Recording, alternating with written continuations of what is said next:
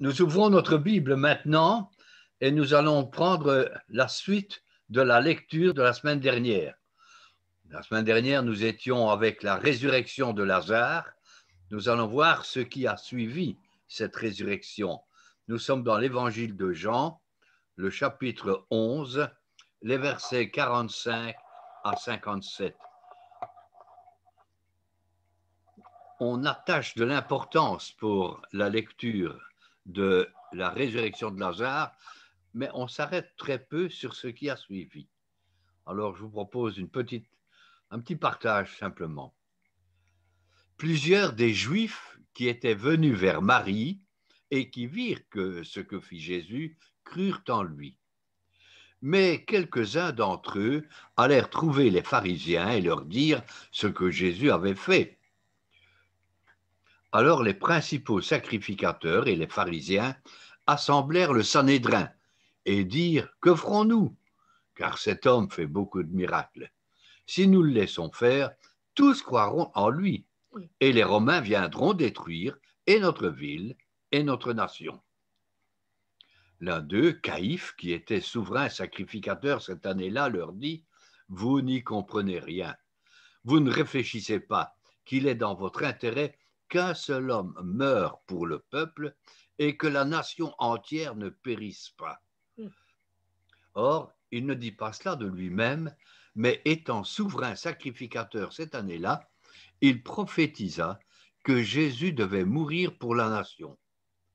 Au roi des siècles, immortel, invisible, seul Dieu, et ce n'était pas pour la nation seulement, c'était aussi afin de réunir en un seul corps les enfants de Dieu dispersés. Dès ce jour, ils résolurent de le faire mourir. Au roi des siècles, immortel, invisible, seul Dieu. C'est pourquoi Jésus ne se montra plus ouvertement parmi les Juifs, mais il se retira dans la contrée voisine du désert, dans une ville appelée Éphraïm, et là il demeurait avec ses disciples. La Pâque des Juifs était proche. Beaucoup de gens du pays montèrent à Jérusalem avant la Pâque pour se purifier. Ils cherchaient Jésus, et ils se disaient les uns aux autres dans le temple, « Que vous ensemble, ne viendra-t-il pas à la fête ?» Or, les principaux sacrificateurs et les pharisiens avaient donné l'ordre que, si quelqu'un savait où il était, il le déclare afin qu'on se saisisse de lui.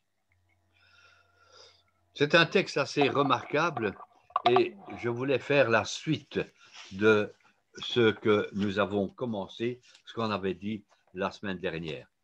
Je voudrais quand même faire, si vous êtes d'accord, un petit travail un peu différent, dans ce sens que les Juifs viennent d'assister à un miracle. C'est le 7e miracle qui a été rapporté par l'évangéliste Jean. Quand Jean raconte les miracles, il a un but, c'est de montrer que Jésus est Dieu, de montrer sa divinité. Il montre que Jésus est la lumière, qu'il est la vie et qu'en lui, on peut croire et vraiment venir pour avoir la vie, pour être dans la lumière. Alors, la semaine dernière, on s'est arrêté sur les différentes étapes, les différents personnages. Ce que je veux faire aujourd'hui, c'est de prendre le texte, tout simplement, de le suivre, et puis de retirer ici et là un petit peu une petite réflexion, mais avec une idée. C'est que vous-même, chacun pour vous, devant le Seigneur, vous réfléchissiez à ce que ce texte peut vous dire, ce que ce texte peut me dire.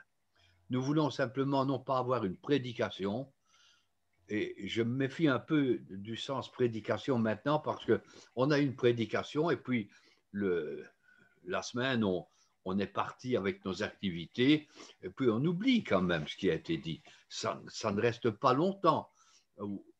Comment est-ce que je peux traduire ce que j'entends dans ma vie de tous les jours? Alors, je vais vous proposer ceci, c'est que au travers de mon petit partage, simplement, de mes petites réflexions, tout à l'heure, je vous donnerai pour chaque jour, tiens, réfléchissez à cela, que ce qui a été dit aujourd'hui produisent quelque chose demain, mardi, mercredi, jeudi, vendredi, samedi, et que dimanche prochain, on se retrouve avec un autre texte, mais de nouveau pour alimenter notre vie de chaque jour. Je voudrais simplement, si vous le permettez, qu'on passe le cap d'une prédication qui est là maintenant et qui va être plus tard laissée de côté. Une des premières remarques que je vois après la résurrection de Lazare, le texte nous dit « plusieurs crurent en lui ».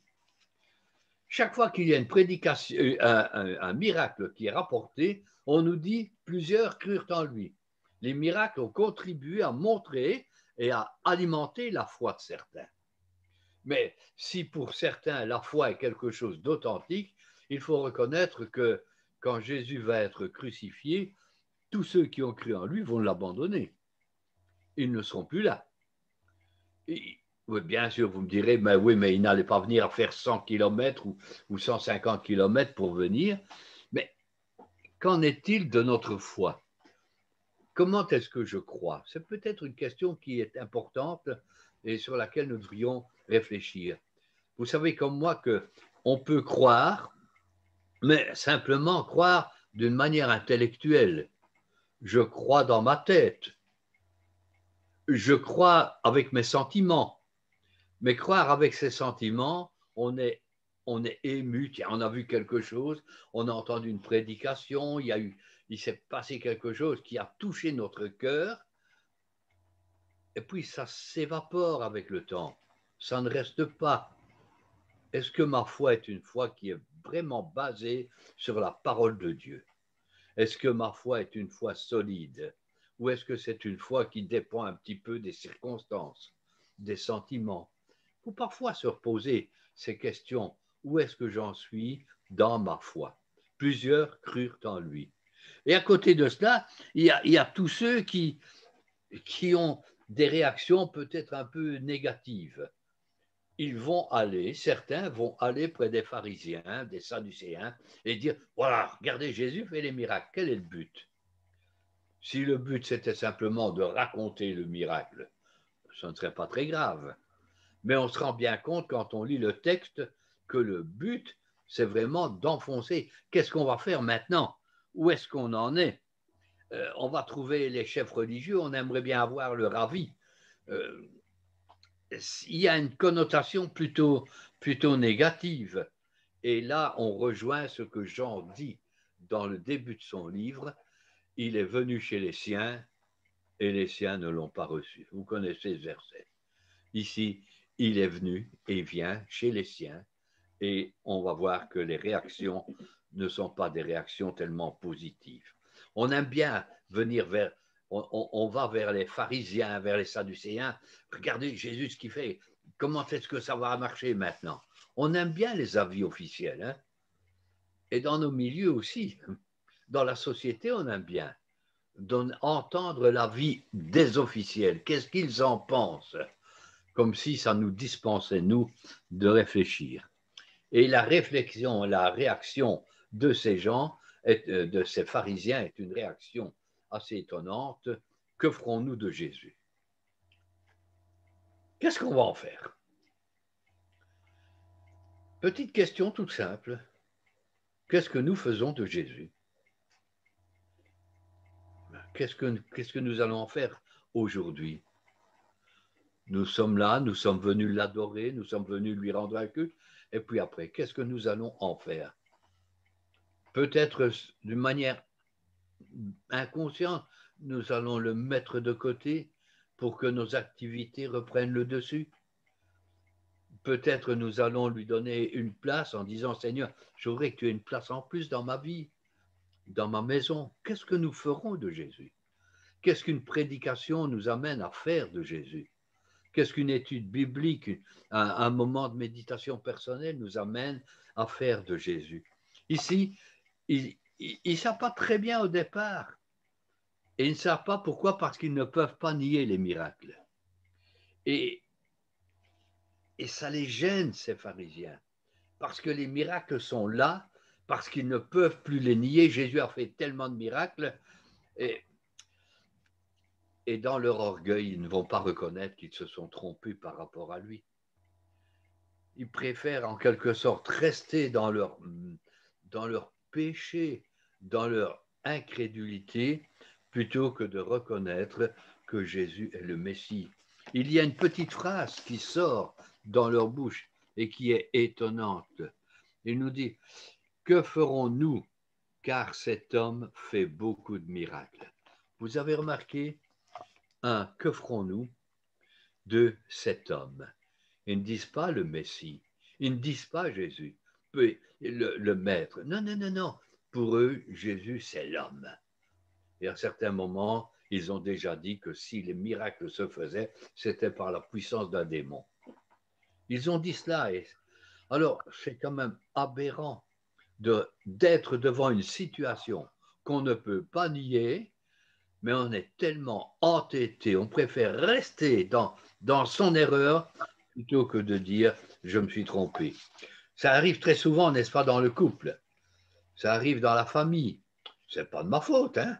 On sait qu'on s'est trompé, mais on préfère rester dans son erreur plutôt que de reconnaître, ben oui, j'ai eu tort, j'ai mal jugé, j'ai mal accepté.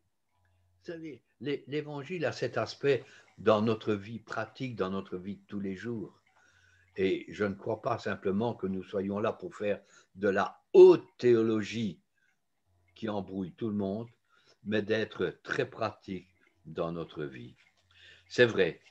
Alors, une petite chose aussi qui me fait bondir, c'est que aujourd'hui, la théologie actuelle met en doute les miracles de Jésus. On essaie de justifier ces miracles, on essaie de les arranger, on essaie de les adapter, alors que même les ennemis du temps de Jésus reconnaissaient les miracles. Comme si nous, 2000 ans après, on en sait plus que les ennemis de Jésus qui avaient reconnu les miracles. Et alors vient ce moment où on ne sait pas très bien que faire de Jésus et on va essayer de s'en débarrasser. Et là, c'est l'absurdité humaine. Jésus, le vainqueur de la mort, doit mourir. Tout doucement, depuis le début de l'évangile de Jean, on sent une pression de la part des ennemis. Il y a une pression de la part des pharisiens. Ils veulent se débarrasser de lui. Et l'étau se resserre. Mais remarquez l'absurdité de l'être humain. Il vient de ressusciter Lazare, donc il faut qu'il meure. Quand on y pense, on se rend compte combien l'homme est absurde dans ses raisonnements. Jésus va payer de sa vie le fait d'avoir remporté la victoire sur la mort. Et le retour d'un mort à la vie va provoquer la mort de celui qui est vivant, de celui qui est la vie. Autant de faits qui montrent combien l'homme, pardonnez-moi l'expression, mais l'homme est bête dans son raisonnement par rapport à la Bible, par rapport à la personne de Jésus. On s'enfonce au lieu de simplement reconnaître qui il est, de reconnaître ce qu'il a fait. Mais Jésus est quand même quelqu'un qui vient et qui gêne. C'est quelqu'un qui quelque part encombre, qui culpabilise par sa vie. Et les hommes rejettent la lumière, ils rejettent la vie. Alors, voilà, il vaut mieux maintenant que Jésus meure. Il faut s'en débarrasser. On ne peut pas nier les miracles, mais au moins réfléchissons. Et si on réfléchit un petit peu, ben, on va donner un cadre légal. On va essayer de justifier notre attitude, de justifier la façon dont on va se débarrasser de Jésus. Il y a, pour eux, apparemment, c'est la peur. Peur du qu'en dira-t-on. Ils ont peur de la foule, parce que la foule reconnaît que Jésus peut apporter quelque chose, que ces miracles sont indéniables, sont indiscutables, et que ces miracles montrent sa puissance, sa royauté. Alors on va essayer de camoufler un petit peu cela et on va se servir de la puissance romaine. C'est vrai que les Juifs attendaient un libérateur. Et dans leur esprit, le libérateur, c'est un libérateur qui va chasser les Romains et qui va rendre vraiment toute la royauté à Israël, toute son indépendance, toute son autonomie. Alors, ils se sont déjà trompés sur le sens de la venue de Jésus. Et on va essayer maintenant de camoufler le crime, parce que c'est un crime que de vouloir tuer Jésus. Et on va essayer de le camoufler comment? Le tribunal juif, le Sanhédrin, se rassemble. Il y a à ce moment-là un souverain sacrificateur. Il y a 2 reprises, on nous dit qu'il était souverain sacrificateur cette année-là. Et c'est parce qu'il est souverain sacrificateur qu'il va parler. Et vous ne comprenez rien. Vous ne comprenez pas. Il va leur dire, mais mes amis, vous ne saisissez pas. Il vaut mieux qu'il y ait un seul homme qui meure plutôt que la nation tout entière. Pourquoi est-ce qu'il vient avec ça? Parce qu'il se dit, si on accepte Jésus comme le roi, ben les Romains vont réagir. Ils vont détruire la ville et ils vont disperser le peuple. Ce n'est bon ni pour la ville, ni pour la nation. Il vaut mieux qu'un seul homme meure pour tout le peuple. Et la Bible nous dit que sans savoir, il a prophétisé, il a parlé de la part de Dieu. On peut s'étonner que Dieu puisse s'exprimer au travers d'un homme qui ne croit pas en Jésus. Mais la Bible nous dit, voilà, il était le souverain sacrificateur, c'est-à-dire l'organe par lequel Dieu pouvait parler. Et Dieu respecte même le souverain sacrificateur dans son choix. Il le respecte et Dieu va l'utiliser. Mais cette prophétie ne vient pas de Caïphe, elle vient de Dieu. Et Dieu va réaffirmer qu'il vaut mieux que Jésus meure pour tout le peuple. Alors, sur le plan strictement humain, on a quand même une aberration là encore. On veut un homme qui meurt pour tout le peuple. Est-ce que c'est normal? Où est la justice là-dedans? Il n'y a pas de justice. On va condamner un innocent au nom du bien-être public. Et bien souvent, on camoufle, n'est-ce pas, les erreurs comme cela au détriment de la justice. L'homme n'est pas quelqu'un de très juste. L'homme ne réagit. Quand il s'agit de se camoufler, de donner un cadre légal, de se justifier, c'est souvent au détriment de ce qui est juste ou au détriment de ce qui est bien. Remarquons-le dans nos façons de réagir.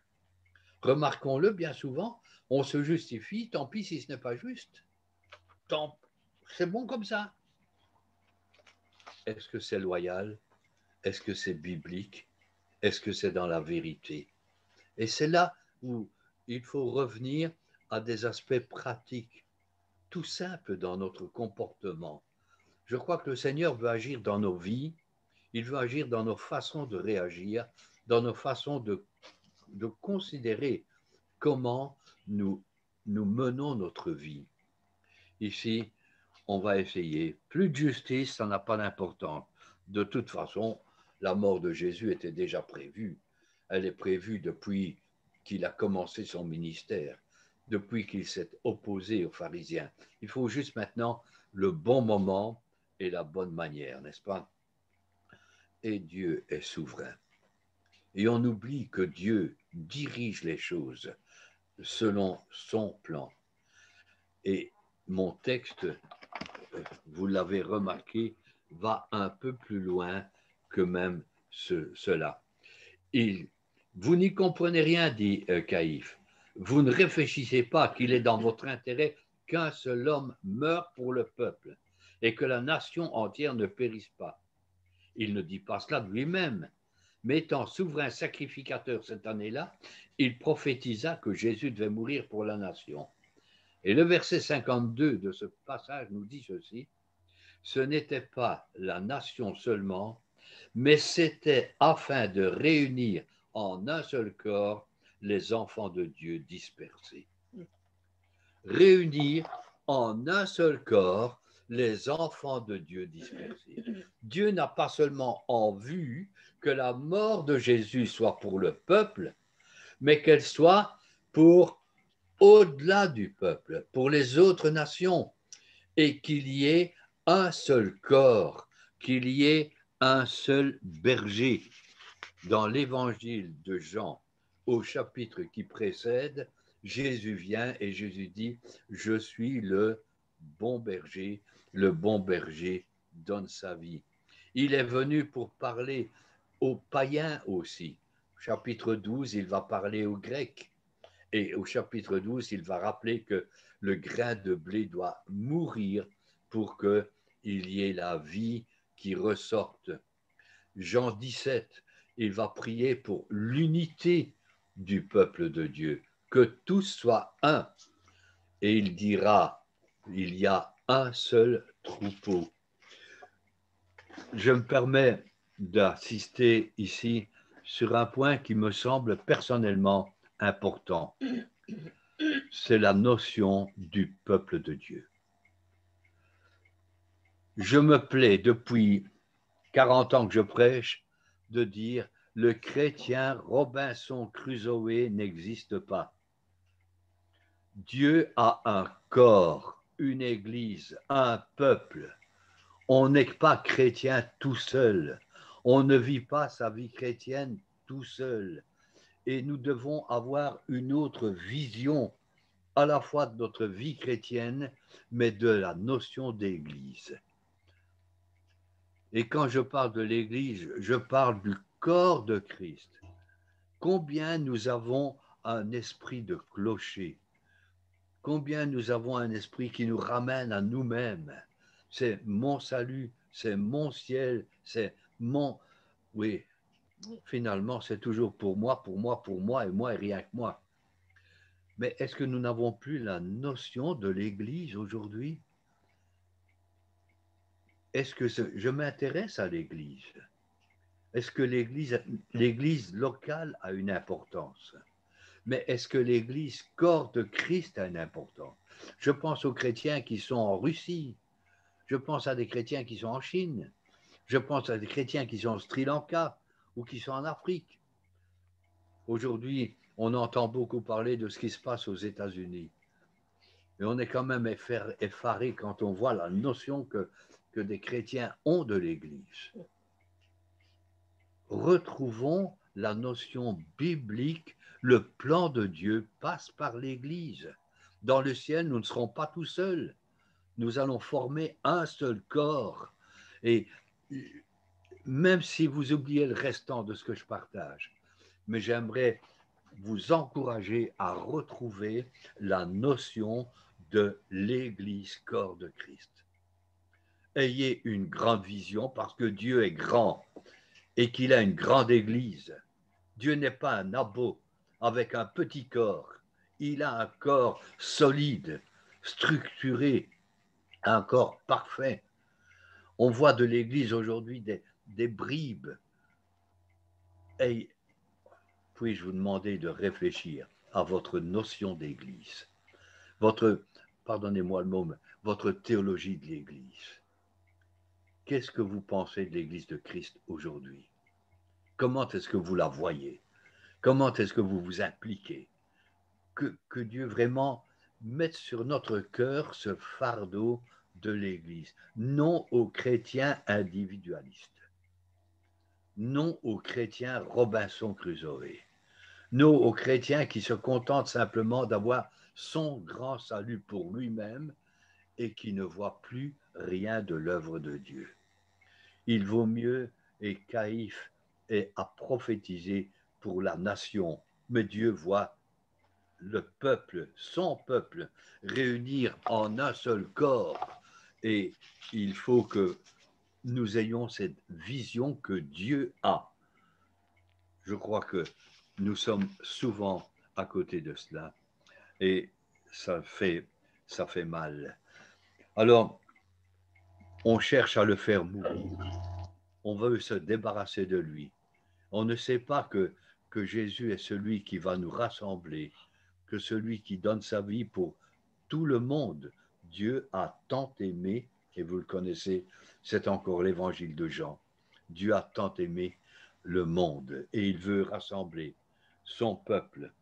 Alors, il va se retirer pendant un temps. Pourquoi?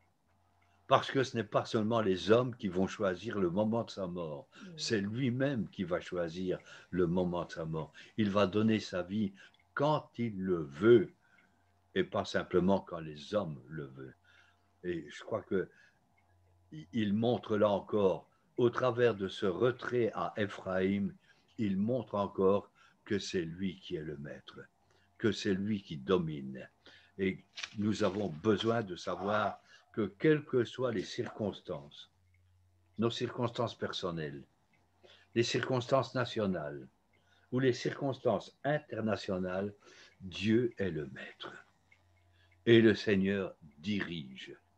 Le Seigneur est celui qui conduit. Apparemment, il se retire, mais c'est son plan qui s'accomplit. Et j'aimerais que nous soyons rassurés. Trop de chrétiens ont peur de l'avenir, ont peur de demain, ont peur des circonstances. Mais c'est le Seigneur qui est souverain. Il sait quand agir, comment agir. Faisons-lui confiance. Retrouvons cette confiance. Et puis, remarquez la fin du texte que nous venons de lire avec quelques petites perles. On nous parle de la fête et on nous dit que la fête des Juifs était proche. Cette fête des Juifs, c'est la Pâque. C'est quand même étonnant que ce n'est plus la fête de l'Éternel, c'est la fête des Juifs. Ce qui était en l'honneur de l'Éternel est devenu une tradition. Aujourd'hui, Pâques, ce n'est plus la fête de Pâques, Jésus ressuscité, c'est la fête des vacances, c'est la fête des petits œufs, c'est la fête de tout ce qu'on veut, mais c'est plus la fête de Dieu. On va célébrer Noël, si on peut, dans nos églises. Est-ce que c'est Noël? C'est quoi? Est-ce que c'est encore une fête en l'honneur de l'Éternel? Est-ce que nos fêtes sont en l'honneur de l'Éternel? Ou est-ce que ce sont devenus nos fêtes à nous, pour nous? Et là encore, la fête des Juifs, alors que ça devrait être la fête de l'Éternel. On a l'impression que les hommes ont volé Dieu, même dans ce qui doit lui revenir. C'est aussi une mise en garde pour nous. Est-ce que je ramène les choses à nous ou est-ce que je les ramène? Tenez, les Juifs vont monter à Jérusalem pour se purifier. Ils vont célébrer la Pâque, il faut être pur. La purification va passer par crucifie-le, crucifie-le. Vous connaissez ça nous semble quand même assez remarquable. Mais au moins, il y a ce désir de se purifier. Est-ce que je sais encore ce que signifie me purifier? Si nous confessons nos péchés, il est fidèle et juste pour nous pardonner, pour nous purifier. Est-ce que je demande à Dieu de me purifier avant le culte? Est-ce que je lui demande de me purifier ce soir ou demain soir s'il me donne vie? Est-ce que je reste plutôt dans mon orgueil, dans mon péché, dans ma légèreté? Ou est-ce que je veux aller plus loin dans ma foi? Seigneur, je veux être pur pour toi. Je veux être propre. Et le Seigneur va nous montrer peut-être bien des choses dans nos vies qu'il faut que nous confessions et que nous abandonnions. Une autre petite remarque ici, c'est le sujet de conversation. Ils sont là et ils se disent, est-ce que Jésus va venir au temple? Est-ce que Jésus sera là? Il est devenu le centre de notre discussion, le centre des entretiens. Nous avons raison quand nous parlons de nos santé, quand nous partageons nos difficultés, nos souffrances. Nous avons raison, mais est-ce qu'il nous arrive encore dans nos conversations de parler de Jésus? Tiens, là encore, c'est tellement pratique. Mais nous avons parlé de beaucoup de choses. Nous avons partagé beaucoup de choses, mais est-ce qu'on a mis Jésus dans notre conversation ou est-ce qu'il est en dehors? Il me semble que là encore, c'est un aspect non pas de culpabilité, mais pour nous encourager à ce que Jésus soit présent avec nous continuellement. Il se posait la question, est-ce qu'il viendra à la fête? Tiens, est-ce que Jésus viendra à nos fêtes? Ben oui, si nous l'invitons. Il viendra à nos fêtes, si nous lui laissons la place, si nous lui donnons la place qui lui revient, que ce soit les fêtes religieuses, que ce soit nos fêtes de famille, que ce soit nos fêtes tout simplement. Dieu est un Dieu qui se réjouit et qui se réjouit quand il y a la fête. Encore faut-il que nous l'invitions et que nous lui donnions la place. Alors, si vous le permettez, j'aimerais vous suggérer rapidement quelques thèmes de réflexion pour cette semaine. Tenez, peut-être que demain, posons-nous la question, qu'est-ce que nous ferons de Jésus? Aujourd'hui, qu'est-ce que je vais faire de Jésus cette semaine? Mardi, comment est-ce que je me justifie quand j'ai commis des fautes? C'est pas de ma faute, hein, c'est toujours la faute des autres. Et je sais toujours justifier que ma façon de faire était bonne. Hein. Ça, je suis passé maître dans ce sens. Mais j'ai du mal de dire, Seigneur, c'est de ma faute. Puis là, de reconnaître.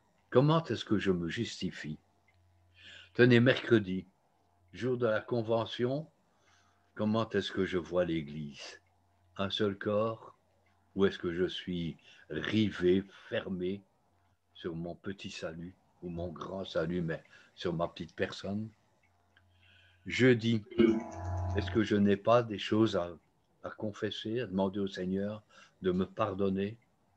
Seigneur, purifie-moi.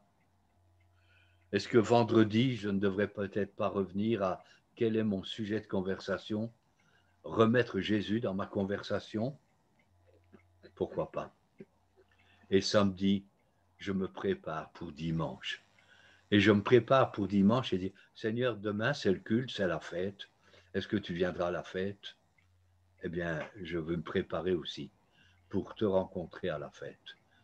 Et je crois que pour chaque jour, au travers de ce texte, nous pouvons trouver des petites pistes de réflexion. Peut-être que vous aurez vos pistes à vous, qui seront différentes, mais ça n'a pas d'importance. L'essentiel, c'est que cette parole de Dieu nous touche tous les jours et produise quelque chose dans notre vie. Je vous remercie. Que Dieu nous bénisse. Amen.